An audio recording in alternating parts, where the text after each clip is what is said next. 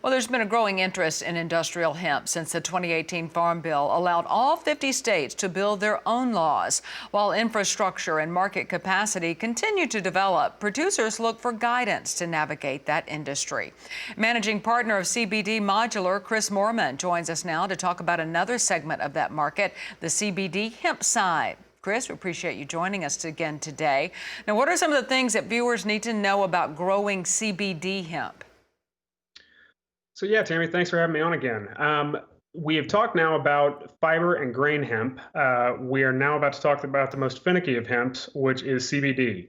At this point, we are talking about really a horticultural crop. The growers that we've seen have had the most success being able to grow, who have done, watermelons and things like that, more seed plant starts. So with this, we are looking for only flower, and we are looking for female plants. So most plants are monoecious. Hemp plants are actually dioecious, so they're males and females. And we want to keep our females safe from any males because we are trying to pull flower out for the cannabinoid content. There's about 130 different cannabinoids found in the industrial hemp plant. And the one that everyone's talking about right now is CBD. I think soon we'll be talking about CBG, but that's a secondary compound for this plant. So as soon as that female gets pollinated, she starts putting all of her effort into making seed, as opposed to throwing off more of those cannabinoids to kind of keep deer and other potential predators at bay. So this is a really important thing to get great starts. One thing that we always want to tell people is, genetics matter, but also the way you start your plants. So I think we might have a clip here in a second of a couple of flatbeds coming in with the 68,000 plants we put on 40 acres this year. Up here in Michigan. But let me tell you, it brought me back to my childhood days of helping out on the farm and having a lot more physical labor than I was used to. So I bet. Now, economically, let's talk about what this looks like for farmers. So I am in the business of selling processing equipment. Unfortunately, I would not advise any farmers at this point to really look at the CBD hemp market, and I'll tell you why. With the 2018 Farm Bill passing, it was a really exciting time for the hemp industry. Unfortunately, we really kind of rushed in with both feet and we had a huge glut. So whereas prices were going as high as $4.50 per percent pound, so for something with a 10% CBD content, we'd be looking at up to $45 a pound, which on an acre could be up to $100,000 of gross revenue. At this point, we are looking more at $2.50 per pound total.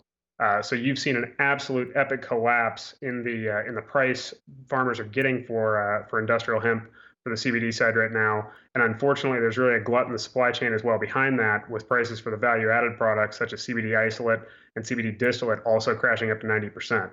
So the best time to be growing CBD hemp was about 2 years ago. I think that this market will mature. I think that capacity for processing is going to come online. But right now, it is very dangerous for growers to make big bets. We saw some people put 100, and I actually saw a guy last year put 400 acres out. And it's just an incredibly labor-intensive crop. And especially with COVID kind of affecting the H2A labor supply in the country this year, we've seen a lot of people kind of get in over their skis. So I would definitely advise everyone who's thinking about CBD hemp, don't believe the guy who's coming in saying you're going to make 100 grand an acre. Really think about it. Really think about your labor force, and really think, is this the best crop for me? We've seen some corn and bean farmers who really struggled just because they weren't really used to the labor component of this. We actually spent 10 days this year going through our 40 acres with a team of 6 people just looking to cull the males. We were looking for 1 in 4,000. We ended up finding 17 out of 68,000. So that was a very labor-intensive process that without that, you can screw up a crop pretty quickly. Wow, yeah, we appreciate your honesty and giving us that insight into what it takes to grow this product. Where can viewers go to get more information? So as always, I really think that your local extension agents are great resources. I know in Indiana and in Michigan, we've had some really great success. Also like to invite anybody to come on to cbdmodular.com if they'd like to reach out to us directly. There's a lot of things. There's a lot of different pieces. Greenhouse growers have actually made pretty decent money doing CBD hemp the last couple of years. Like I said, the row crop guys have really had some struggles. So definitely think about it, have a plan, and make sure that before you put anything in the ground, you already have it sold, because we've seen a lot of farmers grow beautiful crops and have nowhere to market it, and that is a real shame. And that is key to being a success in this. You've been a wealth of information. That is managing partner of CBD Modular, Chris Moorman. We appreciate your time on this Friday and all week long.